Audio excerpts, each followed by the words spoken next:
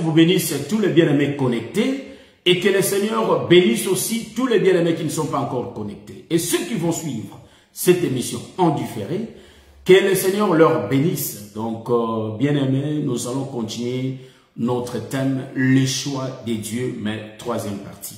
Et j'ai vite compris que quand on met, c'est-à-dire quand on donne un thème, on peut sillonner toutes les Écritures, donc ça va aller vraiment loin. C'est bien que par la grâce de Dieu, on va essayer un peu de ne pas faire plusieurs épisodes, sinon on n'aura pas vraiment le temps d'exploiter les autres Écritures. Donc par la grâce de Dieu, nous allons prier le Seigneur.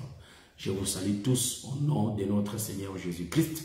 Ma sœur José Elengo depuis Londres, ma sœur en réalité que j'aime beaucoup depuis London, Liliana Santos, que le Seigneur vous bénisse. Donc nous allons prier pour continuer. Éternel, je te bénis parce que tu es le roi des rois. Merci parce que tu nous as réunis ce soir pour t'écouter. Éternel, mon Dieu, mon roi, contrôle nos pensées, contrôle, éternel, mon Dieu, mon roi, notre présence, et que toi-même, tu puisses ouvrir, papa, nos oreilles, afin que nous puissions, éternel, mon Dieu, mon roi, manger de la nourriture, Père de gloire. Merci, parce que toi, tu n'as pas laissé Élie, éternel, mon Dieu, mon roi, errer dans le désert. Tu étais avec lui, Père de gloire, pendant qu'il fouillait Akab. Tu l'as accompagné durant tout le temps qu'il avait faim. Éternel, mon Dieu, mon roi, tu lui avais envoyé les corbeaux pour les nourrir, éternel, mon Dieu, mon roi, le matin et le soir. Et nous croyons que Jésus de Nazareth, tu as pensé aussi à nous pour nous nourrir, éternel, mon Dieu, mon roi, ce soir. Laisse que ton nom soit élevé, éternel. Dirige nos pas, Seigneur, mon Dieu, mon roi, nos vies de tous les jours, papa, entre tes saintes mains. Bénis, éternel, mon Dieu, mon roi, notre séjour sous le soleil, au nom de Jésus. Amen. Oui, mes bien-aimés, rapidement, nous allons continuer notre enseignement. Je vous avais promis que je vais donner les Écritures concernant les ânesses. J'avais dit que les ânesses, en réalité, ça représente les hommes, ça représente l'humanité. Vous voyez? Parce que le père Kish, ou soit Kis, avait perdu ses ânesses. Donc, il avait son fils Saül, et le père avait envoyé Saül pour aller chercher les ânesses du père. Est-ce que vous voyez ça? Donc, j'avais dit que je n'avais pas les Écritures. Donc, je connaissais les Écritures, mais si bien que là où cela a été écrit, il fallait que je lise encore les Écritures, ou soit la Bible.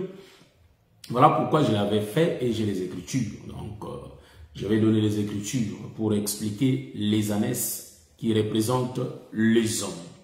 Vous voyez, si nous disons quelque chose, ce n'est pas la chose fabriquée ou soit inventée, mais on avait lu les Écritures, sauf que si on n'a pas retenu l'endroit où cela a été écrit, donc on peut généraliser ou soit on peut donner la précision. Quand je dis généraliser, je peux dire que la Bible est dit, soit cela est écrit. Voilà, c'est un peu ça. C'est pourquoi vous savez que moi j'aime les Écritures. Quand il y a eu la guerre des Écritures sur la montagne, entre les seigneurs et les serpents anciens, est-ce que vous voyez ça? Donc ça c'était bien les jardins.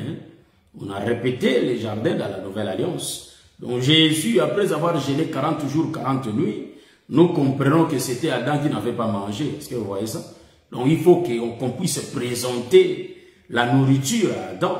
Voyez-vous, la nourriture était la loi. Il fallait qu'Adam consomme la loi. C'était les jardins. Est-ce que vous voyez ça? Donc face à face, le serpent ancien et Adam. Face à face, le Seigneur Jésus-Christ et les serpents. Est-ce que vous voyez ça?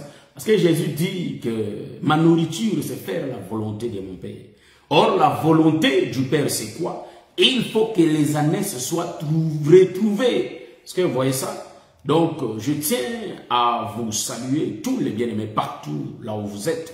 Que le Seigneur vous bénisse. Donc, rapidement, nous allons continuer notre enseignement comme je venais de vous le dire. Comme je viens de vous le dire. Vous voyez, je prends rapidement l'Écriture pour voir là où Jésus compare le bœuf avec les hommes, là où le Seigneur compare l'âne. Vous savez, la femme courbée, le Seigneur disait que l'âne, ouais, il comparait. Donc, je vais prendre rapidement les Écritures. Je suis dans le livre d'Ésaïe chapitre 1, le verset 3, avant qu'on puisse continuer notre Je prends l'écriture rapidement. Je suis dans le livre d'Ésaïe, chapitre 1. Oui, Ésaïe, chapitre 1, le verset 3. Je lis au nom du Seigneur. Le bœuf connaît son possesseur, et l'âne la crèche de son maître. Israël ne connaît rien. Est-ce que vous voyez ça? Donc, ici, du coup, le Seigneur dit que le bœuf connaît son possesseur. Voyez-vous? Hein? Et ça, j'aime, hein? Il dit que l'âne connaît la crèche de son maître. Mais quant à Israël, en réalité, il ne connaît rien. Est-ce que vous voyez ça? Donc, il prend le bœuf, le Seigneur prend le bœuf. Vous savez que quand un prophète est en train de parler, est-ce que c'est pourquoi le frère Paul avait posé la question? Est-ce que Dieu vraiment avait l'intérêt aux animaux? Est-ce que vous voyez ça? Ou bien il parlait des hommes, voyez-vous? Donc, quand il dit que l'âne connaît bien la crèche de son maître, nous comprenons qu'il comparait l'âne avec le peuple. Voyez-vous ça? Donc, Israël qui connaissait rien. Donc, Israël représente l'âne, il représente aussi le bœuf. Vous voyez? Ça, c'est l'écriture d'Ésaïe. J'aime. Mon peuple, je continue la lecture. Israël ne connaît rien, mon peuple n'a point d'intelligence. Vous voyez? Donc, dans les choses de Dieu, en réalité, ça demande de l'intelligence, pas l'intelligence physique, frère. Vous voyez? Si c'était l'intelligence physique, vous voyez, donc, vous allez voir que le docteur Nicodème, qui avait la connaissance, qui était intelligent, allait tout connaître. Hein? C'est-à-dire, les souverains sacrificateurs, ils avaient des niveaux.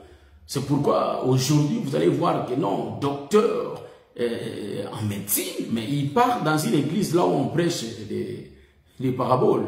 Mais il croit qu'il est en train de comprendre, voyez-vous. Les choses de Dieu sont révélées aux enfants, comme le Seigneur l'a dit. Donc, rapidement, nous allons continuer. Je prends une deuxième écriture. Ça, je ne sais pas si je vais les retrouver, mais rapidement, je vais voir. Je pars dans la Nouvelle Alliance. Luc chapitre 15. Ici, je donne les écritures avant qu'on puisse continuer. On aura à manger, frère. On a beaucoup à manger. Luc chapitre 15, le verset 13, si je ne me trompe pas. Ou soit Luc chapitre 13, le verset 15 inverse. Donc, je vais faire ça comme ça. Je lis au nom du Seigneur. Hypocrite, lui répondit le Seigneur, est-ce que chacun de vous, les jours du sabbat, ne détache pas de la crèche son bœuf ou son âne pour le mettre, pardon, pour le mener boire? Vous voyez? Donc, en réalité, Jésus avait guéri l'aveugle. Voyez-vous ça? Jésus avait guéri, en réalité, il a guéri les fils d'Abraham le jour du sabbat. Et le pharisien était contre cela. Est-ce que vous voyez ça? Donc, le Seigneur leur dit que, hypocrite que vous êtes. Donc, nous comprenons qu'en réalité, les fils d'Abraham, c'est l'âne. Les fils d'Abraham, c'est le bœuf. Donc, en réalité, les sabbats, l'âne boit, le bœuf aussi boit. Vous voyez ça? Donc, en réalité, j'ai commencé à bouger mon caméra parce que j'ai un petit problème de fixation. Donc, vous allez me supporter dans ça. Est-ce que vous voyez ça? Donc, je ne sais pas si je peux encore prendre en réalité une autre écriture. Vous voyez ça? Mais il y a une différence. Vous allez voir que dans toutes les places, donc, les deux écritures qu'on a lues, en réalité, on a lu Ésaïe chapitre 1, 3. Et dans la Nouvelle Alliance, dont j'ai donné déjà des témoins, ça nous suffit. Et dans la Nouvelle Alliance, vous allez remarquer que, en réalité, là-bas, j'ai lu aussi l'écriture de Luc chapitre 13, verset 15. Quand Jésus disait, c'est-à-dire quand Jésus dit aux pharisiens qui sont hypocrites, est-ce qu'ils ne détachent pas leurs bœufs ou soit leurs ânes, vous voyez ça, le jour des sabbats, pour les amener à boire, vous voyez ça? Donc, en réalité, le Seigneur, il prend toujours les deux exemples là, les deux animaux là. Il prend l'âne et il prend le bœuf. Vous voyez ça? Ça j'aime. Il y a le pourquoi. Parce que les prophètes d'Ésaïe, en réalité, c'est Christ qui était en lui. Donc, celui qui parlait en Ésaïe, c'était l'esprit de Christ qui était en lui. Celui qui nous révèle ces choses, c'est l'apôtre Pierre qui nous dit que tous les prophètes ont fait de ces choses leur investigation pour sonder les époques. Donc l'époque où les événements qui prêchaient des vrais, qui prophétisaient des vrais s'accomplir. Vous voyez ça?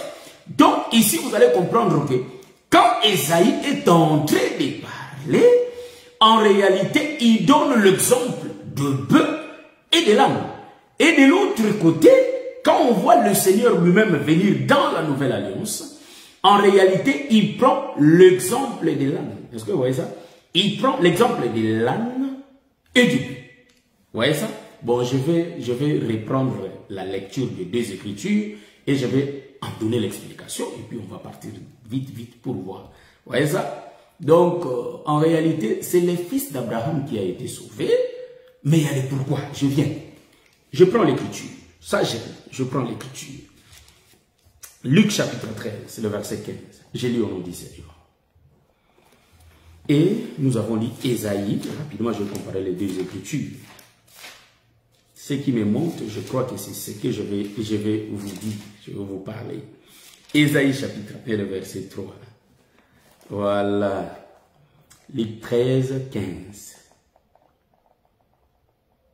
Vous voyez ça? Ah, ouais. Donc, les deux prophètes, c'est-à-dire le prophète Jésus-Christ et le prophète Ésaïe, en réalité, ils ont le même langage. Leur langage, c'est quoi? Le langage qui est là, c'est prendre en réalité le bœuf. Le bœuf connaît en réalité, il connaît son possesseur. Est-ce que vous voyez ça? Et l'âne connaît la cruche de son maître. Et vous ne détachez pas vos bœufs les jours de sabbat pour le mener boire, ou soit l'âne. Donc, on nous présente les deux animaux. Est-ce que vous voyez ça? On nous présente les deux animaux. Mais si nous touchons l'écriture de Deutéronome chapitre 14, le verset 4, là où nous allons voir Deutéronome, je suis dans le livre de Deutéronome, le verset 14, pardon, chapitre 14, le verset 4. Que dit l'écriture? L'écriture dit ceci. Voici les animaux que vous mangerez. Il donne à l'Israël les animaux qu'Israël va manger. Il dit, voici les animaux que vous mangerez. Le bœuf, la brebis et la chèvre. Bon, je me limite là. Parce que moi, j'avais besoin de prendre le bœuf. Est-ce que vous voyez ça? Je prends aussi une deuxième écriture. Là, nous avons démontré le bœuf. Est-ce que vous voyez ça? Ça gêne. Maintenant, je prends Actes des Apôtres, chapitre 10. Je ne sais pas si je vais trouver. Vous allez me supporter. Actes des Apôtres, chapitre 10. Je ne sais pas si c'est ça l'écriture, mais je crois bien. Actes des Apôtres, chapitre 10.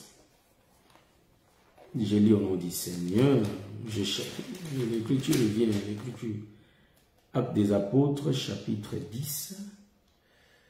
Je commence au verset 11. Je commence au verset 11. C'est en réalité la vision de notre bien-aimé Pierre. L'écriture dit ceci. Le lendemain, comme ils étaient en route, je commence au verset 9, comme ils étaient en route et qu'ils approchaient de la ville, Pierre monta sur le toit vers la 6e heure pour prier.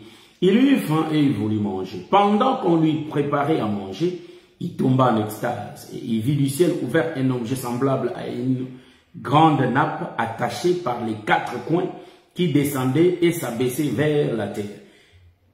Et où se trouvaient tous les quadrupèdes et les reptiles de la terre et les oiseaux du ciel. Et une voix lui dit, lève-toi, Pierre, tu y manges. Pierre dit, non, car je n'ai jamais rien mangé de souillé, ni d'impur. Pour la seconde fois, la voix se fit encore entendre à lui. Ce que Dieu a déclaré pur ne le déclare pas comme souillé. Cela arriva jusqu'à la 3e fois. Voilà, je prends le verset 28. Vous avez l'heure, dit-il. Vous savez l'heure, dit-il, qu'il est descendu, qu'il est défendu à un juif de se lier avec un étranger ou d'entrer chez lui. Mais Dieu m'a appris à ne regarder aucun homme comme souillé et impie. Voilà. Donc, je vais continuer pour donner l'explication, car je tarde trop à lire les Écritures. Donc, rapidement, nous allons vous lire. Vous allez remarquer, si nous allons là où il y a les interdictions, là où le Seigneur est en train de dire à Israël, à leur donner la loi, les animaux qui devraient manger et les animaux qui ne devraient pas manger, vous allez comprendre que l'âne est un animal impur. Est-ce que vous voyez ça? Donc l'âne est l'animal impur, le bœuf, en réalité, c'est l'animal pur qu'Israël peut manger. C'est pourquoi Israël ne mangeait pas l'âne, parce que l'âne est un animal impur. Donc, quand le Seigneur donne l'exemple de ces deux animaux, ou soit le prophète Ésaïe, parce qu'il sait que, en réalité, les deux animaux expliquent les deux peuples. Il y a un autre peuple qui est pur par la loi, donc la loi de Moïse rendait Israël pur, voyez-vous ça? Parce que c'est lui qui était le peuple de Dieu, parce que ce peuple avait la loi. Mais quand on retourne de l'autre côté, vers le peuple des nations, ils étaient des peuples impurs, parce que ils n'avaient pas la loi de Moïse. C'est pourquoi, quand on parle du peuple de Dieu, en réalité, quand on parle des hommes, on prend l'exemple de bœuf et de l'âne. Donc, il les combinait. Vous, les deux prophètes, c'est-à-dire Ésaïe et le Seigneur les combinaient, parce que vous allez comprendre que l'animal, comme le bœuf, c'est un animal pur. C'est Israël qui représente Israël. C'est l'ombre d'Israël. Le bœuf illustre Israël, mais tandis que l'âne illustre en réalité le peuple des nations. Voyez-vous ça? Donc nous comprenons que c'est le fils d'Abraham. Oh, nous comprenons d'Abraham, il y en a deux peuples. Est-ce que vous voyez ça? Rapidement, nous allons lire notre écriture de base pour commencer en réalité notre intervention. Vous voyez ça? Je suis dans le livre de Job. Je prends le livre de Job. Job chapitre 13, le verset 4 à 6. Job chapitre 13, les versets 4 à 6 pour continuer. Maintenant, nous commençons. Lisons l'écriture. Qu'est-ce que dit l'écriture? Je lis au nom du Seigneur. Car vous n'imaginez que des faussetés, vous êtes tous des médecins des néants. Vous voyez? Donc, Job leur dit qu'ils sont tous le médecin des néants. C'est pas en vain. Donc, on est déjà un peu longtemps dans les thèmes. C'est-à-dire que ça, c'est notre troisième intervention concernant notre thème. Donc, nous voyons ici que Job dit à ses trois amis, en réalité, qui sont de médecins des néants. Donc, les trois amis, j'avais dit ça, ils expliquent Eliphaz, donc c'est Eliphaz, Bildad, si je ne me trompe pas, et Yatsophar. Ils sont les trois. Ils représentaient la loi, le psaume et les prophètes. En réalité, qui ont parlé avant. Pendant que, j'ai expliqué ça. Donc, pendant que les trois parlaient avant Job, les trois représentaient les prophètes du matin, les prophètes de Moïse qui ont prophétisé le matin, mais la douleur de Job ne pouvait pas être ôtée parce qu'il n'y a que ces trois prophètes qui parlaient. Donc le prophète du matin, il ne pouvait pas donner la vie. Mais, excusez, vous allez remarquer, le quatrième qui va prendre la parole pour parler, c'est le bien-aimé Job. Or, quand Job se lève pour parler, j'avais dit qu'il y a la dispensation qui change. En réalité, Job qui commence à parler, mais il avait ses douleurs. En d'autres termes, c'est le temps du soir où Ésaïe est en train de dire dans le livre d'Ésaïe chapitre 53, en réalité c'est l'homme de douleur qui est en train de parler. On l'amène dans la boucherie comme une brebis muette, voyez-vous ça? Un agneau muet qui ne parle pas, mais qu'on amène pour aller mourir, voyez-vous ça? Donc c'est Job qui porte tous les péchés du peuple, voyez-vous ça? Donc ça a changé. Quand elle se tue, en réalité, quand il s'était tué, nous comprenons que c'est Israël qui est représenté par la loi, le psaume et le prophète. C'est ce que j'avais expliqué, voyez-vous ça? Donc j'ai résumé un peu les choses que je suis en train de parler. Mais aujourd'hui, on va exploiter les autres écritures. Et dans ces autres écritures, il y a aussi des profondeurs. Mais toutes les écritures qu'on va lire sont toujours liées avec notre thème. Ça, nous aimons. Est-ce que vous voyez ça? Rapidement, l'écriture qu'on a lue, que le médecin des néants, les gens qui peuvent venir soigner le peuple, traiter le peuple, mais en réalité, qui ne pouvaient pas donner la vie au peuple. Voyez-vous ça? Ils peuvent prêcher, mais leur prédication ne pouvait pas sauver parce qu'ils répétaient Dieu. En d'autres termes, ils parlaient toujours en parabole. Or, un ministre ne peut pas parler en parabole. Un serviteur de Dieu doit expliquer la parabole, donner la vie concernant l'écriture. Donc, ce qui est écrit, mais derrière les écritures, il y a la pensée véritable de Dieu qui se cache. Donc cette pensée-là, c'est cette pensée qu'on est venu ici pour essayer un peu d'expliquer. Est-ce que vous voyez ça? Je suis dans le livre de 1 Samuel, chapitre, en réalité 1 Samuel, chapitre 10, les versets 20 à 24. Voyez-vous? Donc je suis toujours dans ces choses, là où le père Kish a envoyé Saül. Est-ce que vous voyez ça? Je continue en réalité ma lecture, mes bien-aimés. Je prends le livre d'un Samuel, ou soit 1 Samuel, chapitre 10, les versets 20 à 24. C'est ce que nous allons expliquer.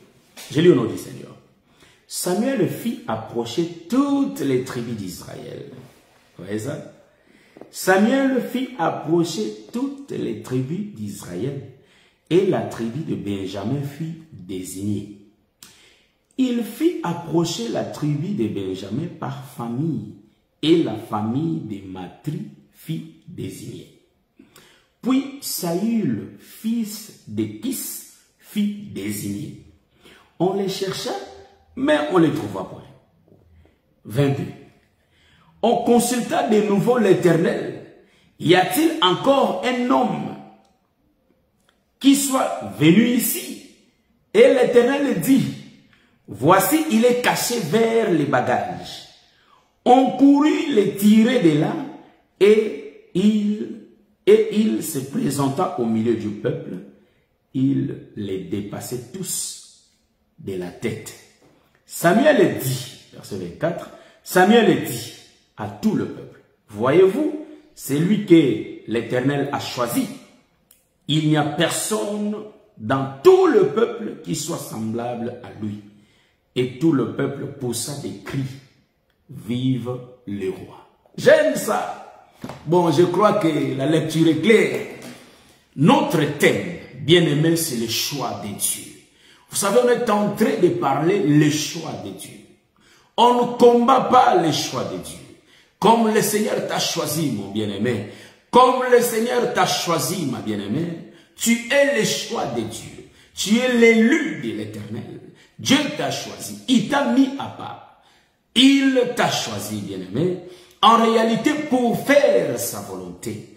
Il est inutile de continuer à pécher, de continuer à vivre une mauvaise vie, la vie du péché. Il est inutile parce que la Bible dit, le Saint-Esprit atteste à notre esprit que nous sommes les enfants de Dieu.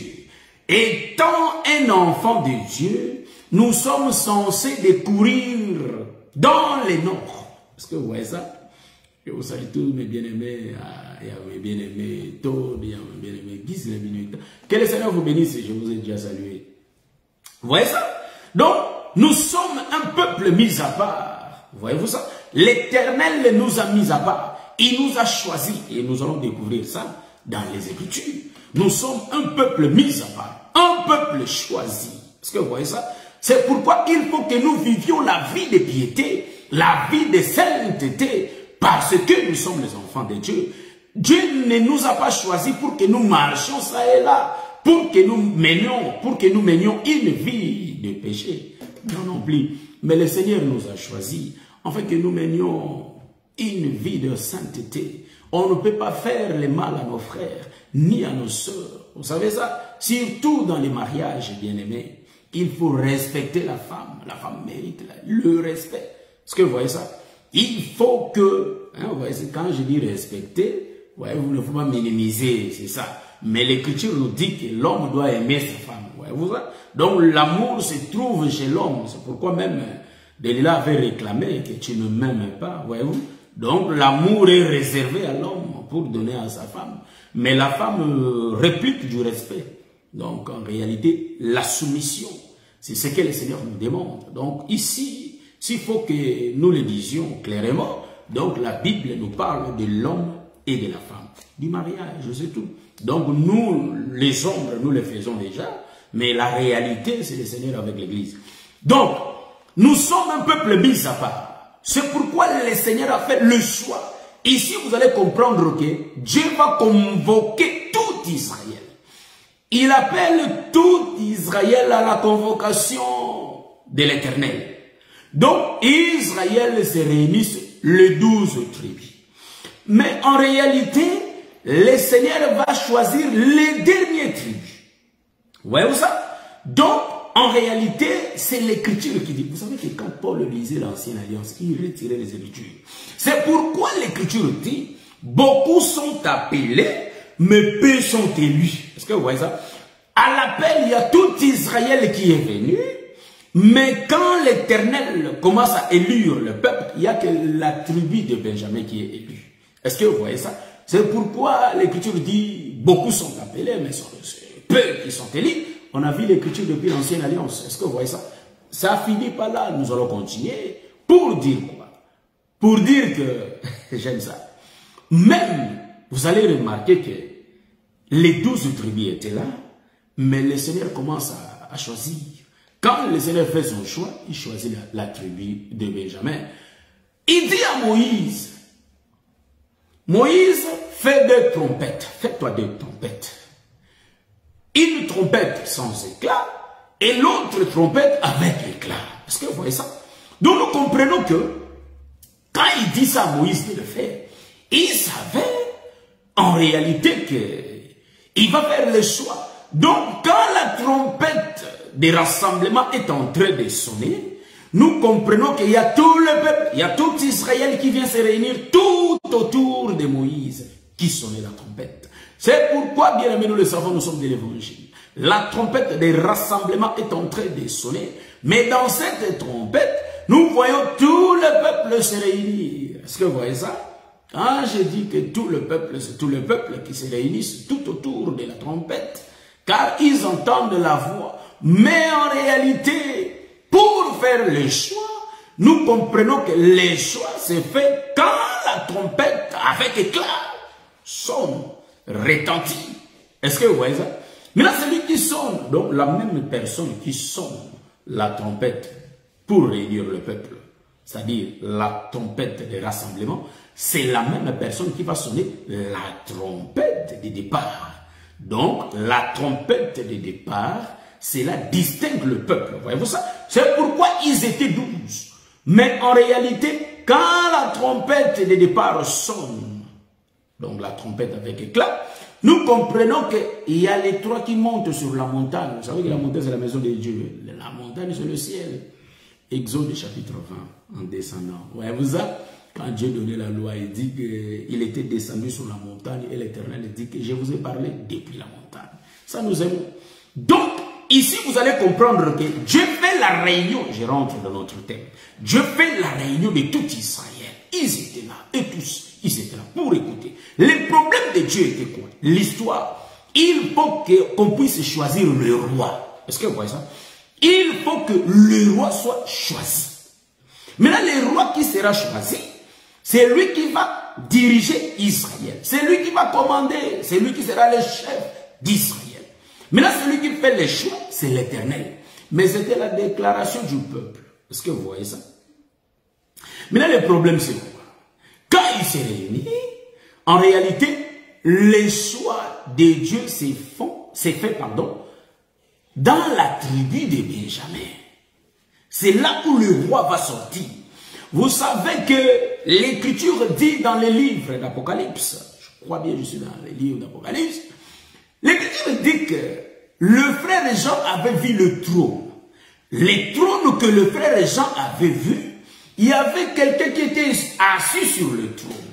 Mais la personne qui était assise sur le trône, en réalité, il avait deux faces. Parce que ça, l'Apocalypse, c'est brutal, frère. Quand on lit ça à la manière des hommes, on se dit, mais c'est quoi ça, deux faces? Donc l'homme, en réalité, dans l'homme, on voit deux faces. C'est pas nouveau, hein. Parce que si on rentre dans les jardins, on va voir que il y avait deux arbres. Il y avait deux arbres. Vous savez que l'arbre, en réalité, on peut dire que ces deux arbres, ces deux hommes, mais ce n'était qu'un arbre, parce que c'était au milieu, mais qui avait deux faces. Hein? C'est ça les trônes de l'Apocalypse. Est-ce que vous voyez ça? Donc, celui qui était assis sur le trône, il avait deux faces. Mais tout autour de lui, quatre êtres vivants qui avaient quatre faces. Donc, la face du lion, la face de bœuf, la face de l'homme et la face de l'aigle. Est-ce que vous voyez ça? Donc, nous voyons quatre êtres vivants. Ça, j'aime ça. Mais la personne qui était assise sur le trône, il avait deux faces. Est-ce que vous voyez ça? Donc, sa face, la première était comme la pierre de jaspe et la pierre de sardoine. Donc, sa face avait deux aspects. Ouais. Donc, quand je dis deux faces, bon, je ne sais pas trop, mais en réalité, en lisant les Écritures, on va dire que celui qui était assis sur le trône, sa face était en sardoine, ou soit la pierre de sardoine, hein, je vais chercher l'Écriture, la pierre de sardoine et la pierre de jaspe. Je connais les choses que j'ai dit. Apocalypse, je crois, chapitre 3, chapitre 2, chapitre 4, on est là. Vous voyez? Donc, en réalité, je touche l'enseignement du prophète, hein, ça, je touche ça. Donc, en réalité, nous allons comprendre que sa face était en sardoine et en jaspe. Si nous touchons les enfants de Jacob, nous allons voir que les enfants de Jacob, les premiers, avaient la face de sardoine et les derniers, donc c'est Ruben, hein, selon l'ordre chronologique quand le Seigneur le plaçait. Donc Aaron, il faut qu'il porte en réalité le manteau et il faut qu'il mette le pectoral. Voyez-vous ça? Il faut qu'il place les enfants d'Israël, qu'il le porte dans son manteau. Est-ce que vous voyez ça? Maintenant, vous allez voir que le manteau d'Aaron avait 12 pierres. Or, les 12 pierres représentaient les fils de Jacob. Donc, le premier était en sardoine, si je ne me trompe pas. Hein? Et le dernier en jaspe, ou bien l'inverse. Mais je ne crois pas. Je ne crois pas qu'il y a l'inverse. Bon, je cherche l'écriture. Il y a la Bible devant moi. Pourquoi je parle en tâtonnant? On ne peut pas tâtonner dans l'écriture. Je prends l'Apocalypse. Je prends le livre d'Apocalypse. Voilà, Apocalypse. Voilà, vision de notre frère Jean. Voilà, je descends rapidement. Je commence. Apocalypse chapitre 4, je descends.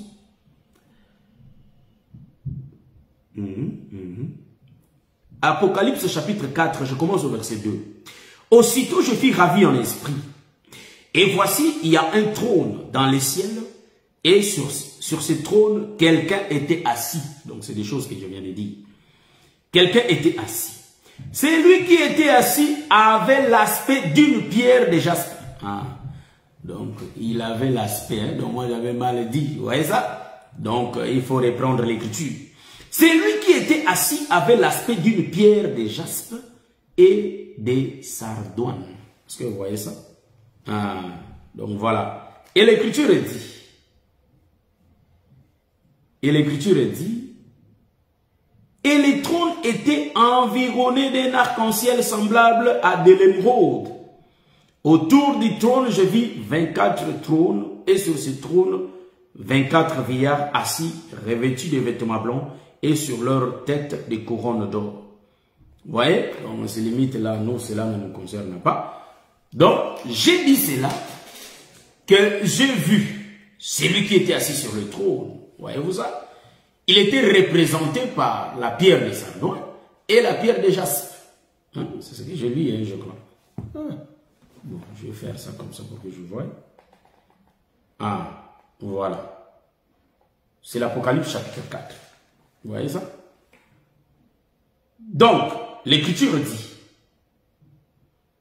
il avait l'aspect de la pierre de jaspe.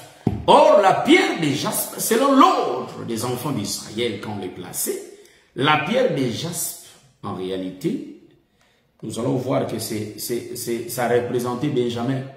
Voyez-vous ça? Parce que la Bible dit ici que celui qui était assis sur le trône avait l'aspect de sardoine et de jaspe. Donc, le jaspe, des sardoines et des jaspes.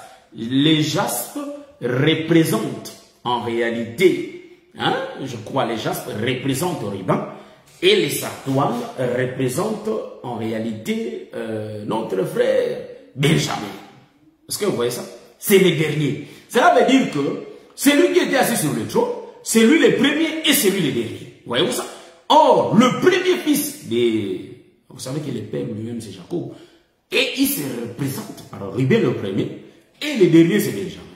Donc, la tribu qui a été choisie ici, c'est la tribu de Benjamin, donc le dernier. Le roi sort, en réalité, il va sortir chez Benjamin. Donc, la dernière tribu. Cela veut dire que toutes les autres tribus représentent l'ancienne alliance. Est-ce que vous voyez ça? Donc, toutes les autres tribus représentent les ombres, l'ancienne alliance. Et maintenant, quand on choisit en réalité la tribu de Benjamin, nous comprenons que c'est l'autre dispensation, c'est la dispensation de la grâce, là où le roi va sortir. Car les Écritures disaient que les Bethléem qu'allait mettre le roi. Est-ce que vous voyez ça? Or, le roi ici, qu'on est en train de faire les choix dans l'ancienne alliance, c'est le roi Saül. Or, c'est le roi qui va diriger Israël, qui va gouverner en Israël. Il va prendre la place de Dieu. Or, Israël était conduit par le prophète Samuel. C'est pourquoi vous allez remarquer, Samuel était prophète et sacrificateur. Or, le roi qui devait remplacer Samuel, Saül, est-ce que vous voyez? Mais Saül, dans l'ancienne alliance, il était que sacrificateur. Mais or, le véritable roi qui remplace Saül, c'est le Seigneur Jésus-Christ. Car Jésus, c'est les prophètes et c'est les sacrificateurs. Est-ce que vous voyez ça? Donc, il est l'ombre de Samuel. Donc, Samuel est l'ombre de Jésus dans l'ancienne alliance. Mais remarquez, Saül sera choisi dans la tribu de Benjamin. Donc, il sort d'une petite tribu. Une tribu jeune. Est-ce que vous voyez ça? Une petite tribu. C'est là où le roi va sortir. Est-ce que vous voyez ça? Il faut suivre bien la façon dont je suis en train de marcher dans les Écritures. Mon bien-aimé Wilson Jean. Est-ce que vous voyez ça? Il faut bien suivre. Maintenant, le problème c'est quoi? Nous avons dit que quand on touche la tribu de Benjamin, c'est le temps de la grâce. Mais remarquez une chose. Vous allez remarquer. On part chercher, les rois. C'est-à-dire, on convoque. Je ne vais pas sauter l'écriture. On convoque toute la tribu de Benjamin. On commence à faire, c'est-à-dire, on commence à regarder on commence à tirer au sort de chaque famille. On tire chaque famille au sort. Donc, il y avait beaucoup de familles dans la tribu de Benjamin. Est-ce que vous voyez ça? Maintenant, on fait le tirage au sort. Maintenant, dans le tirage au sort, on a remarqué que le tirage était tombé, c'est-à-dire le sort était tombé dans la famille de Matri. Est-ce que vous voyez ça? Donc, la famille de Matri, c'est là où le roi va sortir. Je répète l'écriture. Est-ce que vous voyez ça? Et maintenant, On cherche dans la famille de Kish. On cherche Saül, on ne le trouve pas. Saül n'est pas là. Oh, Saül était parti se cacher dans le bagage. Donc, dans les bagages, en réalité, il se cache dedans. Est-ce que vous savez ça? Donc, je vais en réalité miniaturiser ça. Vous savez que nous aimons la révélation. Bon, c'est pourquoi quand on prépare des choses, on n'en finit pas. Et c'est parfois on vient comme ça, ce qui va se dire, va se dire. Amen. Maintenant, je vais essayer un peu de miniaturiser ça, de rendre ça petit. Ou soit je vais descendre dans des détails. Remarquez. Hein? Pour que je le voie bien, il faut que je reprenne l'écriture. Je suis dans le livre de 1 Samuel. Hein? On ne veut pas dire des choses, on dit des choses et des choses qui ne correspondent pas, c'est pas bien.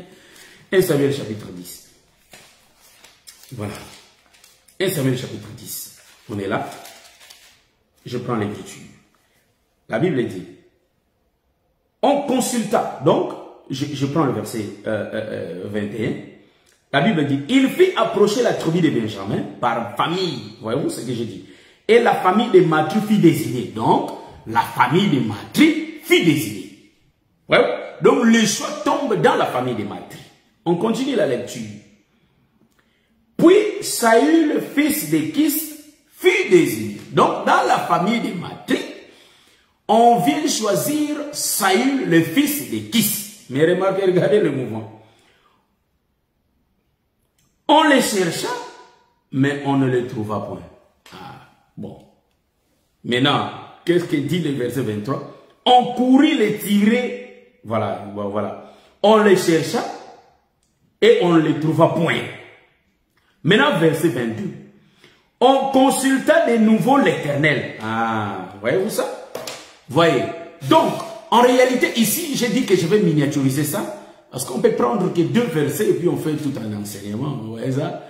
Donc, en réalité, ici, on nous dit que le sort fut tombé dans la famille de Matri. Et dans la famille de Matri, c'est Saül qui fut désigné. Mais on cherche dans la famille de Matri, Saül, on ne le trouve pas. Il n'est pas là. Est-ce que vous voyez ça? Il faut retourner vers l'Éternel. Est-ce que vous voyez ça? Nous comprenons. Le temps qu'on est en train de chercher, en réalité, Saül dans la famille de Matri, on ne le trouve pas. Ah, ça c'est l'ancienne alliance. Est-ce que c'est la première dispensation, c'est frère? Nous disons que c'est l'Ancien Testament. Là où le peuple lisait, mais il ne voyait pas le Seigneur dans leurs Écritures. C'est pourquoi il n'était pas là. Pourquoi? Mais or, il s'est caché. Nous comprenons que dans les Écritures anciennes, ou soit dans l'Ancienne Alliance, le Seigneur s'est caché. Est-ce que vous voyez ça? Donc, on cherche Saül, on ne le trouve pas. Nous disons que tout le peuple qui cherchait Saül sont l'ombre des pharisiens qui sont en train de lire Moïse, frère. Quand ils lisaient Moïse, ils ne voyaient pas Christ. C'est pourquoi Jésus leur disait, mais si vous êtes le fils d'Abraham, vous allez m'aimer. Est-ce que vous voyez ça? Parce que Jésus connaissait qu'avant qu'Abraham soit, hein, avant qu'Abraham fût, lui, il est. Bon, moi je dois dire Jésus, c'est pas moi. Vous voyez ça? Donc, en réalité, c'est lui. Il existait, c'est lui qui a créé Abraham. Vous voyez ça? Bon, je continue. Je reprends. Peut-être on n'a pas bien compris. Je vais reprendre. Je reprends. Le sort est tombé dans la famille de Matri. Maintenant, dans la famille de Matri, la précision est venue chez Saül. Donc, on a choisi Saül. Mais on cherche dans la famille de Matri. On ne trouve pas Saül. Maintenant, il faut rentrer vers l'Éternel. Est-ce que vous voyez ça?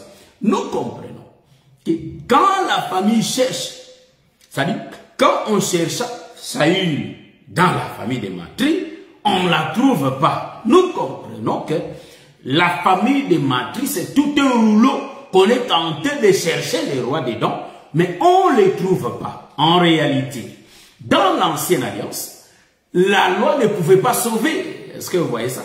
La loi ne pouvait pas sauver. La famille de matrice, c'est les rouleaux. Les rouleaux là où on cherchait les rois. Est-ce que vous voyez ça? Nous comprenons que la famille de matrice, on va trouver les rois dedans. Mais on ne les trouve pas. C'est les rouleaux là où on lit les Écritures. Mais en réalité, on n'arrive pas à faire sortir le Seigneur Jésus-Christ. Est-ce que vous voyez ça? On ne voit pas les rois, mon bien-aimé Glody Mosaka. Est-ce que vous voyez ça? On ne trouve pas les rois dedans parce que les rois n'y étaient pas. Maintenant, il faut retourner vers l'Éternel. L'état qu'on est en train de retourner vers l'Éternel pour consulter l'Éternel, nous comprenons que ce sont des prophètes qui sont en train de sonder l'époque. Je suis dans le livre de 1 Pierre. Voyez-vous ça? Ils ont fait de ces choses leur investigation. Est-ce que nous comprenons cela? Donc, ils sont retournés pour sonder. Mais quand est-ce que les rois, on va trouver les rois? Est-ce que vous voyez ça? C'est ça qu'on prend les Écritures, frère. On miniaturise ça. On donne ça beaucoup d'aspects. C'est pourquoi moi je dis toujours des virgules, des petits bouts. Je prends, ceci, ça. Je dis trop de révélations. Mais on ne va pas arrêter à chaque fois, sinon on ne va pas progresser. Est-ce que vous voyez ça? On cherche le fils de Kish, on ne le trouve pas. Est-ce que vous voyez ça? On retourne vers l'Éternel. Est-ce que dis-nous la précision? Ah, est-ce que vous voyez ça? Vous ne voyez pas que c'est les deux songes de Joseph? Est-ce que vous retrouvez les deux songes de Joseph ici? Nous prêchons l'évangile éternel là où il y a beaucoup de tournures, de tourbillons. Donc, la vitesse de 5G, comme dit notre bien-aimé, le docteur de l'art. Donc, en réalité, vous allez comprendre que dans la première partie, on ne trouve pas ça. Ah, nous comprenons que les songes concernent les gerbes. Mais là, dans la deuxième partie, on va aller chercher. Ah, dans la deuxième partie, où nous comprenons que là, les gerbes, il n'y a pas de précision. Mais dans les étoiles, on est en train de voir clair que c'est la lumière. Est-ce que vous voyez ça? On monte. Vraiment, cela sera interprété. Donc, l'interprétation vient du ciel. C'est pourquoi dans l'ancienne alliance, c'est pourquoi on a touché les étoiles dans le deuxième songe. Donc, le premier songe de Joseph, en cherchant dans la famille des matrices, en réalité, c'est terrestre. C'est les hommes qui touchent la terre. C'est les gerbes, les hommes. C'est pourquoi l'aveugle né avait vu les hommes marcher comme des arbres. Est-ce que vous voyez ça? La terre qui explique la terre. Or, la terre, c'est Moïse. Est-ce que vous voyez ça? Parce qu'il est tiré des eaux, c'est la terre. Vous voyez? Maintenant, ici, vous allez remarquer qu'ici, là, la famille des matrices, c'est toujours Benjamin, c'est là où Saül va sortir, mais Saül se cache, il ne se montre pas dans l'ancienne alliance. Donc dans le premier songe, il ne se montre pas. Est-ce que vous voyez ça? Maintenant, dans le deuxième songe, on retourne vers le Seigneur, l'Éternel donne des précisions. Or, l'Éternel, c'est lui qui avait dit que la famille des matrices était choisie. Et c'est lui-même aussi qui va donner la précision quand on ne va pas trouver l'enfant. C'est lui-même qui va donner la précision qu'en réalité, il se cache dans des bagages. Ah, ça c'est l'interprétation du roi qui se cache. Est-ce que vous remarquez ça? Hein? Il faut trouver l'endroit où le roi se cache. C'est pourquoi nous trouvons Jésus partout dans les Écritures. Que dit l'Écriture avant que je touche l'autre Écriture? Est-ce que vous voyez ça? Le roi se cache. Bon, comme le roi se cache ici, je ne vais pas passer vite. Je vais chercher aussi, en réalité, un roi qui se cache. Hein? Un roi qui se cache. Vous voyez ça? Bon, l'Écriture dit, je vais prendre l'Écriture de Psaume, chapitre 139, le verset 16. C'est l'Écriture que j'aime beaucoup. On va lire cette Écriture avant qu'on puisse continuer l'explication des deux songes du Père. Hein? Sinon, on va... Bon, finissons, terminons d'abord ça. Et vous allez remarquer, j'ai bien dit, que la famille des matrices, le roi ne se trouve pas. Ah, c'est les songes des gerbes. Et là où on est entré que l'Éternel est en train de parler pour la seconde fois, nous comprenons que le Père donne la précision. Est-ce que vous voyez ça? Donc, ici, je vais tourner. Voyez-moi très bien. Voyez-moi très bien ici. Vous allez comprendre que dans le premier songe, il n'y a eu pas de précision parce que c'est la famille des Matri. En d'autres termes, c'est le temps de prophète où il n'y avait pas l'explication des choses. Il n'y avait pas l'éclaircissement des choses. Mais remarquez, quand on consulte de nouveau l'Éternel, nous comprenons que la première dispensation prend fin et on entre dans la deuxième dispensation, là où on va venir trouver les rois.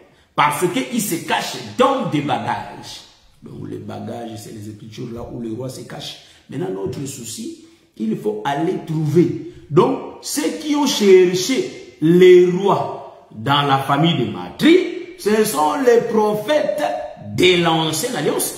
Ils ont cherché les rois, mais ils n'ont pas trouvé les rois dans les Écritures. En d'autres termes, ils prophétisaient des choses, mais les rois n'étaient pas présentés en détail.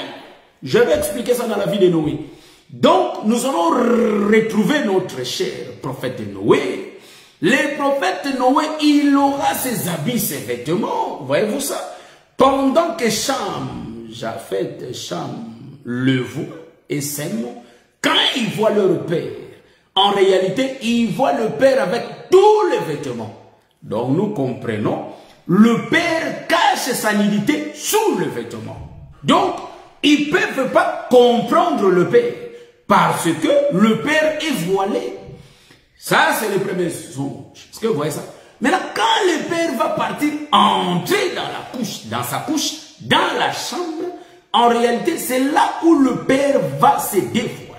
Quand le père se dévoile, nous comprenons, c'est les rois qui est trouvé. Mais celui qui va trouver les rois, en réalité, c'est seulement Cham. Est-ce que vous voyez ça? Est-ce que vous voyez ça? Je vais décortiquer tout ça pour que nous ayons la vue. En d'autres termes, j'ai l'autorisation de dire, pendant que Japheth et Sem voyaient les pères, Cham ne voyait pas les pères.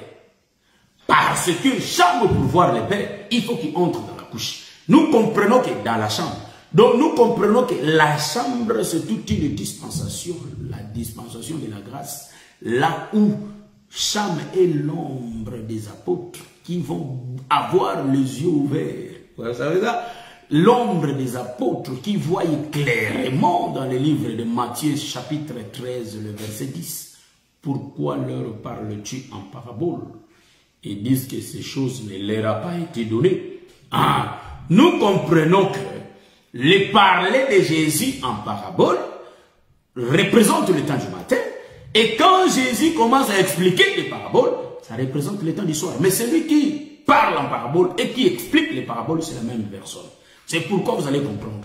Quand les fils se cachent, celui qui avait la connaissance que les fils se cachent, c'était le Père lui-même, l'Éternel lui-même. Voilà pourquoi je peux dire, c'est pourquoi j'ai dit, je peux dire ici que quand en réalité les hommes là vont partir chercher Saül dans des bagages, ce sont les apôtres. Mais ceux qui ont cherché Saül dans la famille de Matri, ce sont des prophètes du matin. Je vais les reprendre. Non, je vais revenir pour essayer un peu de l'éclaircir. Si ça ne se comprend pas, c'est pas bien. Donc parfois, je donne l'explication dans ma tête et je crois que de la même façon que je suis en train de comprendre tout le monde. Non, c'est pas ça. Donc, nous, on n'a pas l'habitude de dire que est-ce que vous me voyez? Donc, je crois que vous ne me voyez pas. Mais si tu veux être comme ça, il ne faut pas prêcher les gens. Hein? Parce que toi, tu ne veux pas qu'on puisse pas te voir. Donc, je ne sais pas. Voilà. Donc, tu es devenu Saül qui se cache. Bon, ici, nous allons nous dévoiler. Remarquez, quand les sorts tombent dans la famille de Matri, nous comprenons qu'il faut chercher maintenant le roi qui est désigné. On cherche les rois, on ne les trouve pas. il y a les hommes qui ont cherché le roi. Maintenant, quand, en réalité, on consulte l'Éternel, l'Éternel donne la précision. Ah. Donc, quand l'Éternel dit, il se trouve dans des bagages. Ah, nous comprenons que, allez, ils ont maintenant la précision. C'est pourquoi Matthieu 28 vient maintenant intervenir, le verset 19, pardon. Matthieu 28, 19 dit, allez, faites de toutes les nations mes disciples, les baptisant au nom du Père, du Fils et du Saint-Esprit. Ah, voyez-vous ça? Au nom du Père, du Fils et du Saint-Esprit, qui nous explique la loi, le psaume et les prophètes. Est-ce que vous voyez ça? Ils avaient l'enseignement de la loi, le psaume et les prophètes, mais quand ils sont venus pour baptiser, ils ont dit que nous, on a trouvé déjà Saül. Saül, c'est qui? C'est le Seigneur Jésus-Christ. Je te baptise au nom de Jésus. Ça, c'est le frère Paul. Les frères Pierre baptisent au nom de Jésus. Est-ce que vous voyez ça? Donc, quand Jésus parle, le Père, il dit que ça, c'est la famille de Marie. Père, Fils et Saint-Esprit. Non, c'est la même personne, mais qui se cache encore. Il se dévoile qui est Jésus. Est-ce que vous voyez ça? C'est pourquoi même la fois passée, je l'avais dit dans mon intervention. Donc, le choix est tombé sur notre bien-aimé Saül. C'est lui qui est désigné le roi. Or, le véritable Saül, c'est le Seigneur Jésus-Christ qui a été prédestiné, qu'il va mourir pour le peuple. Est-ce que vous voyez ça? C'est pourquoi l'Apocalypse dit l'agneau a été immolé avant la fondation du monde. Est-ce que vous voyez ça? Donc, l'agneau a été choisi. Oh, l'agneau a été choisi pour qu'il soit immolé. Mais l'agneau se cache. Est-ce que vous voyez ça? Donc, quand j'ai dit qu'ici, Matthieu est en train de sortir, le livre de Matthieu, chapitre 28, 19, à l'effet de toutes les nations, mes disciples. Hein? Vous voyez ça? Bon, vous voyez que nous entamons déjà l'enseignement, mais je vais vous encourager, mes bien-aimés, que quand nous écoutons ces choses, frères, il faut que nous soyons motivés à prêcher le peuple, car la recommandation a été donnée.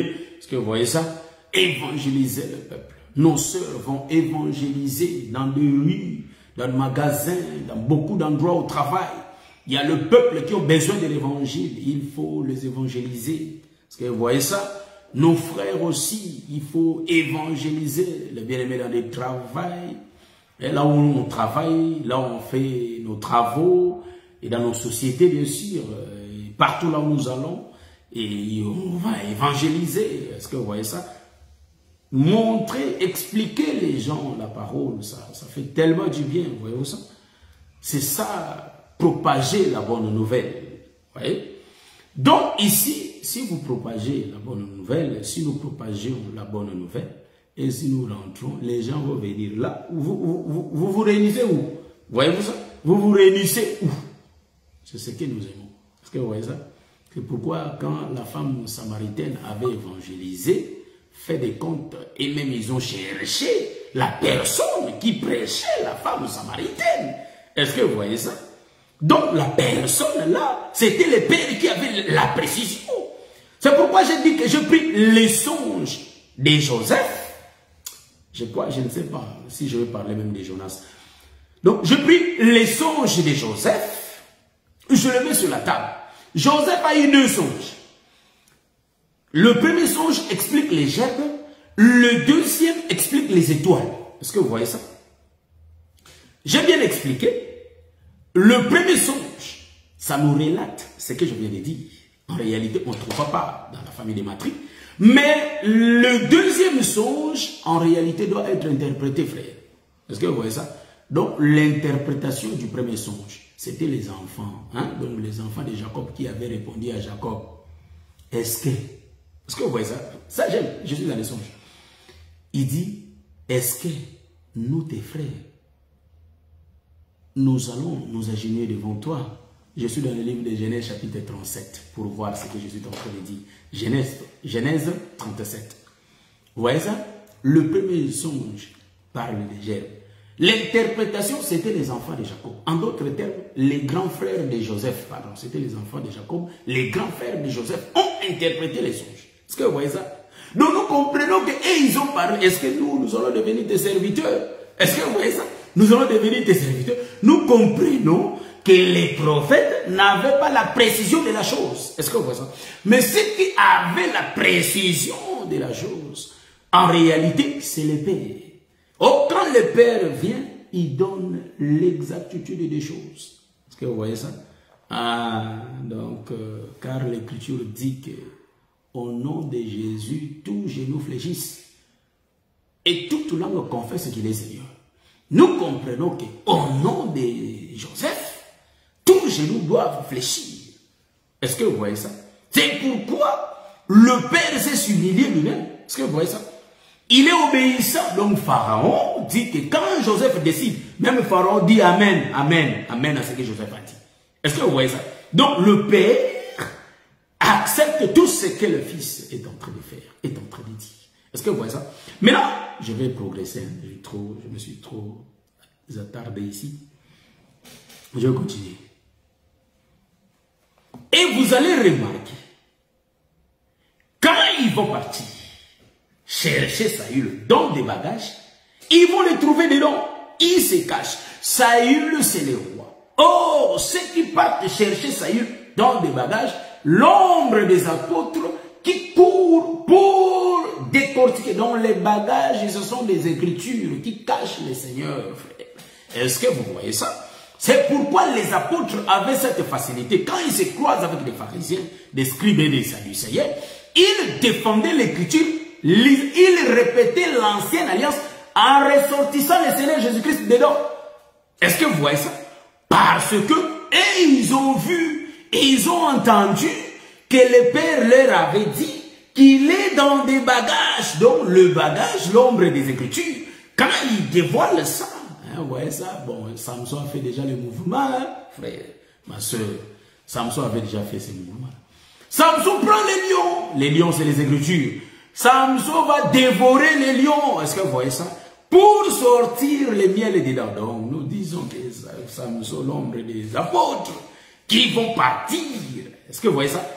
Les apôtres partent, ils prennent les Écritures, ils décortiquent les Écritures, ils déchirent les Écritures pour trouver celui qui s'est caché.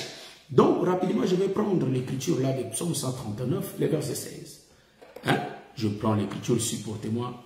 Mes bien-aimés, supportez-moi, hein? Mes bien-aimés, je vais essayer un peu de prendre ça rapidement. Psaume, hein? Je suis dans le livre des psaumes. On est en train d'expliquer les choix de Dieu, frère.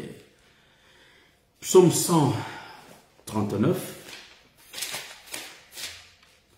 Je cherche l'écriture. Le verset 16.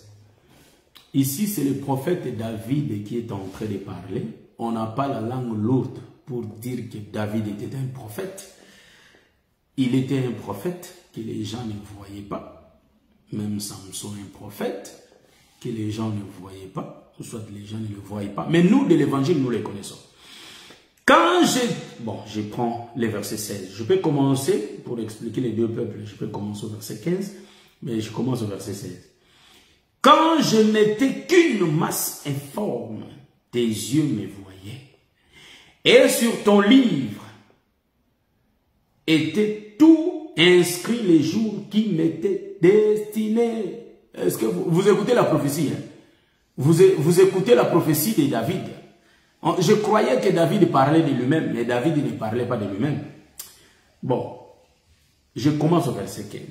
Ça, j'aime ça, hein? Le verset 15. David était vraiment un prophète. Il dit ici, Psaume 139, le verset 15 à 16. Je commence au verset 15. Mon corps n'était point caché devant toi.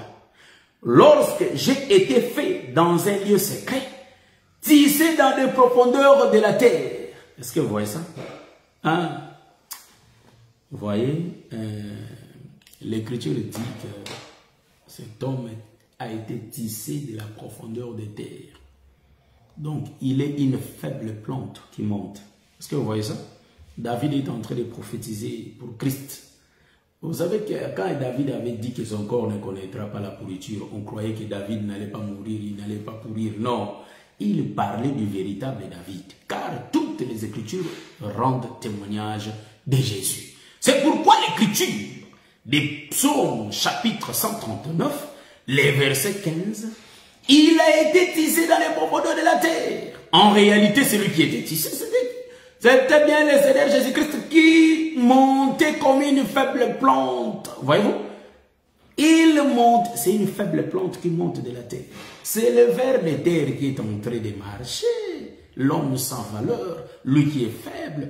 Et ici, dans le verset 16, l'Écriture dit, hein, le prophète est en train de parler ici. Il parle bien, il dit, quand je n'étais qu'une masse informe, tes yeux me voyaient, et sur ton livre était tout inscrit les jours qui m'étaient destinés. Est-ce que vous voyez ça?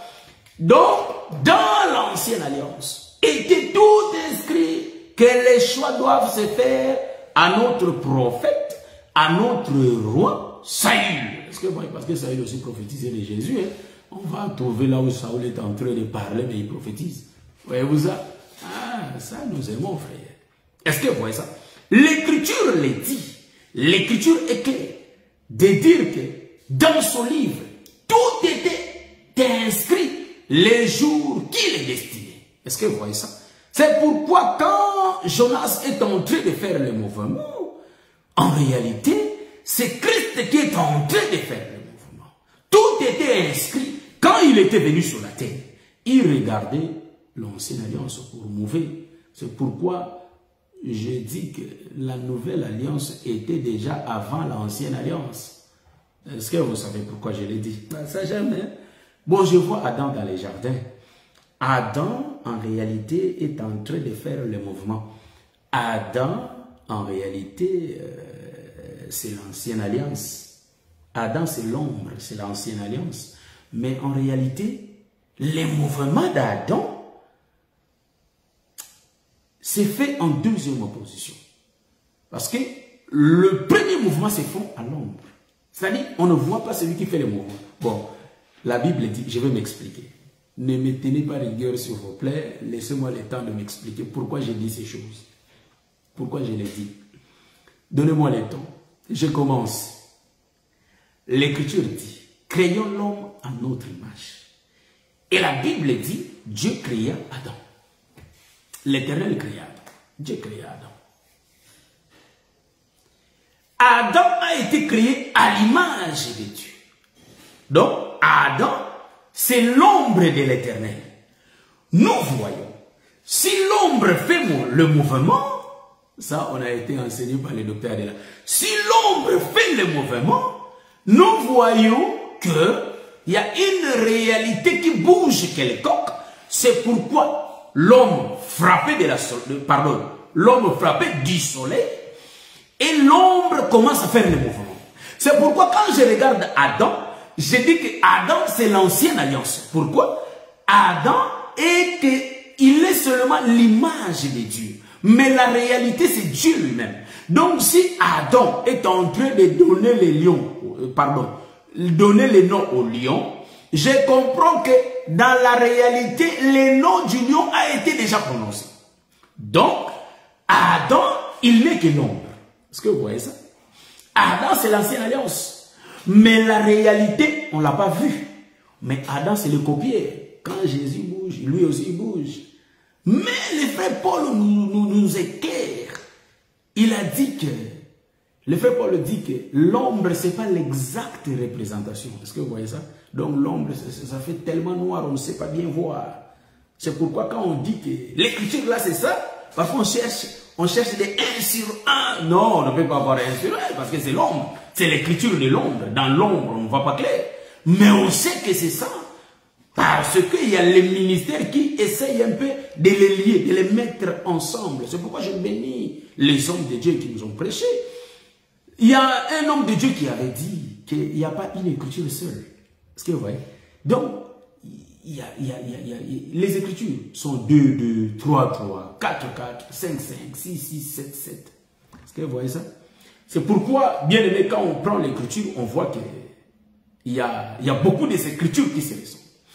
Ici, il dit que dans son livre, tout est inscrit, les jours, dedans, hein, dans les livres, tout est inscrit dedans dans les livres, les jours de sa destinée, les jours qu'il est destiné. Est-ce que vous voyez ça? Ça, c'est David est en train de parler de notre Seigneur Jésus-Christ. Et donc, en réalité, quand on regarde, hein, la famille de Matri, il cherche Saül, il ne le trouve pas. Est-ce que vous voyez ça?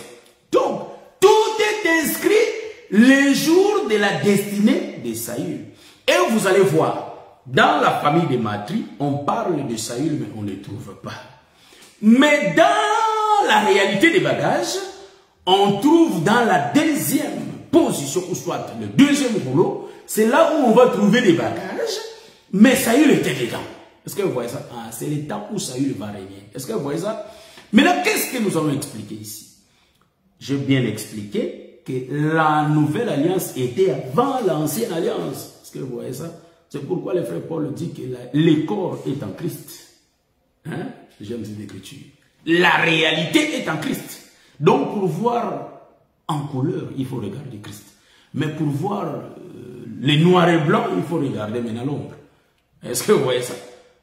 Pour voir les choses en couleur, il faut regarder le corps qui est Jésus. Comment ça s'accomplit? C'est pourquoi je vous ai dit que celui qui faisait le mouvement dans l'ancienne alliance dans les jardins, c'était le Seigneur lui-même. Mais on ne voyait pas. Mais Adam, l'ombre bougeait. On voit Adam, mais en réalité, c'est le Seigneur qui fait le mouvement. C'est pourquoi Jésus, en venant sur la terre, il donnait les Écritures qui leur troublaient. Parce que c'est lui-même qui a parlé là-bas. Est-ce que vous voyez ça? C'est pourquoi nous allons dire que c'est Dieu lui-même qui avait dit de choisir la famille de Matri. Mais quand il savait lui-même, il savait, j'aime Dieu comment il met ces choses en scène. Voyez-vous ça? Il savait que Saül allait se cacher. Est-ce que vous voyez ça? Mais il n'a rien dit. Cherchez dans la famille de Matri. Il sait que Saül n'est pas là. Il fallait dire directement, cherchez dans... Bon, ne cherchez pas là-bas. Vous allez directement dans les bagages. Non, il suit l'ordre. C'est pourquoi, bien-aimé, notre Dieu, c'est un Dieu de l'ordre, bien-aimé. Commence à mettre de l'ordre dans ta vie, tu verras la main de l'Éternel. Il y a d'autres situations qui t'arrivent. Parfois, tu te poses des questions. Ah, mais pourquoi ça? Parce que il faut vérifier la façon dont nous sommes en train de parler, la façon dont nous sommes en train de marcher, la façon dont nous sommes en train d'agir, frère. Il faut que nous nous retournions dans nous-mêmes. Est-ce que vous voyez ça? Vous voyez ça? Donc, il faut que nous commencions à changer notre façon de vivre pour que nous contemplons la main de Dieu. C'est pourquoi, comme le Seigneur nous a appelés, notre vie ancienne est restée. Un frère de l'évangile qui croit l'évangile, mais tu es en train d'escroquer la sœur parce que tu as vu que la sœur a des possibilités. Une sœur, tu es en train d'escroquer le frère parce que tu as vu que le frère a des possibilités. Non, frère. Le mal que tu ne veux pas qu'on te le fasse, ne le fais pas aussi à l'autre. Est-ce que vous voyez ça? Commençons à changer notre façon de voir. Faisons du bien. Cultivons du bien, frère. Pratiquons le bien. Faisons du bien aux hommes. Voyez-vous? Et surtout que nous sommes de l'évangile. Vous voyez ça? Car l'Écriture dit qu'ils étaient ensemble. Ils mangeaient ensemble. Ils partageaient tout ensemble. Est-ce que vous voyez ça? Est-ce que l'amour là des prophètes, pardon, des apôtres, l'amour que le frère Pierre vivait avec les autres frères, est-ce que nous le vivons aussi aujourd'hui? C'est pourquoi l'Église était une. L'Église était une. Unis, ils étaient ensemble, soudés, frère. Est-ce que vous voyez? C'est pourquoi, quand il y a eu des corps étrangers, on les avait repérés directement, tels que Saphira, quand il s'était présenté directement, on a dit de vendre tout, et on amène tout, et vous les cachez, frère. Est-ce que vous voyez ça? Ça, c'est pas gentil, c'est pas bon. C'est pourquoi, bien aimés, soyons unis dans le Seigneur, parce que nous tous, nous formons le membre du corps de notre Seigneur Jésus-Christ. Courons vers les Écritures, nous allons descendre et il y aura la quatrième partie, parce que je n'ai même pas touché Jonas. Il y a le frère Jonas qui nous attend. Donc, le frère Jonas, il faut le saluer. Est-ce que vous voyez ça? Bon, je ne sais pas si j'ai déjà dépassé 1 heure, parce qu'il faut qu'on se limite à 1 heure. Que le Seigneur vous bénisse, bien-aimés. Attachons-nous à ces choses, frères. Voyez-vous ça? Donc, nous sommes en train d'expliquer. Là où je me limite, je vais mettre un point virgule, nous allons continuer le samedi prochain. Là où nous nous limitons, c'est là où j'ai dit que ceux qui étaient partis chercher Saül dans les bagages, c'est les apôtres. Est-ce que vous voyez ça? C'est les apôtres. Ils sont partis prêcher avec la précision. La précision. Un sur un. Ils avaient l'exactitude des choses. C'est pourquoi vous allez remarquer ce qui était enseigné par le frère Paul. Vous voyez ça? Aquilas et Priscilla, quand ils ont croisé le frère Apollos. Donc Apollos, nous comprenons qu'il n'avait pas la précision des choses. Il n'avait pas l'exactitude. Nous comprenons qu'il a été enseigné par les prophètes. Mais il fallait compléter l'enseignement des apôtres. Mais il a été prêché par qui? Aquilas et Priscilla. Est-ce que vous voyez ça? Pour qu'il ait aussi l'exactitude des choses. C'est pourquoi, frère, nous disons que il faut que nous cherchions l'exactitude des choses, frère. Vous voyez ça? Ça fait tellement du bien d'avoir l'exactitude de ces choses. C'est connaître Christ en profondeur dans la précision. C'est alors qu'on a la vie éternelle. Il suffit de ne pas oublier Moïse. Hein? C'est pourquoi j'ai dit, Moïse ne peut pas être oublié dans nos vies. Parce que si nous oublions Moïse, donc il n'y a pas le ciel pour nous. Donc il y a Moïse et Jésus parce qu'ils marchent ensemble. Hein? Ceux qui portent l'arche, hein, selon l'écriture, parce que j'ai un enseignement entre parenthèses, Ouza en Égypte. Ça, j'ai fini ça, après je prends Ouza. J'allais commencer à faire Ouza et ça, j'ai dit non, ça ne donne pas de bien. J'ai fini d'abord le choix de Dieu, je mets point virgule, après j'entame Ouza, deuxième partie. Est-ce que vous voyez ça? L'arche a été conduite par 2 chevaux. Est-ce que vous voyez ça? Donc les 2 chevaux, à côté il y avait Anjo et dans l'autre côté il y avait Uza. Est-ce que vous voyez ça? Anjo, il représente Moïse. En réalité, Uza, il représente le Seigneur Jésus-Christ. Ils marchent toujours en pair, en commun. Ils sont en parallèle et là, en train de nous regarder. On peut avoir toute la connaissance, c'est bien, mais si on ne met pas cette parole en pratique, on n'aura pas la vie. Or, pratiquer l'évangile, c'est appliquer Moïse. Vous voyez? Donc, Moïse nous donne des recommandations à appliquer. Donc, il ne faut jamais que nous oublions Moïse. Est-ce que vous voyez ça? Donc, la loi, vous savez, la grâce, en réalité, c'est le retardement des choses, frère. Moïse, c'est le tic-au-tac. Est-ce que vous voyez ça? Parce que si nous disons que bon, Moïse a parlé, Moïse, nous n'allons pas obéir à Moïse, frère, on va mourir parce que la loi, c'est la pédagogue de la grâce. Est-ce que vous voyez? Que le Seigneur vous bénisse, je crois qu'on... Nazakomata